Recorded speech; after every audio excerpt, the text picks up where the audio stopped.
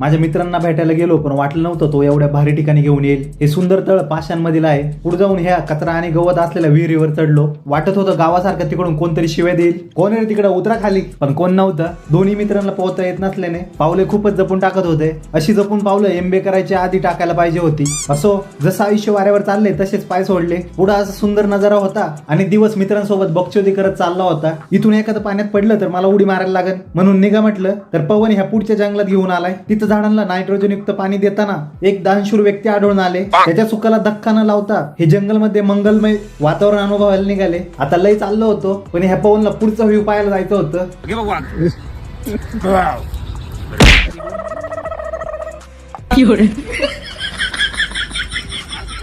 आणि हे मॅच्युअर झाले. इतकं चालून जेसीबीची खुदाई पाहायला आलो. तो तर बंद होता. मग हे नॅचरली घाण पाण्याने तयार झालेले गार्डन पाहायला मिळालं. हे पाहून आम्ही निघतो. तुम्ही व्हिडिओला लाईक आणि फॉलो करून ठेवा. बाय.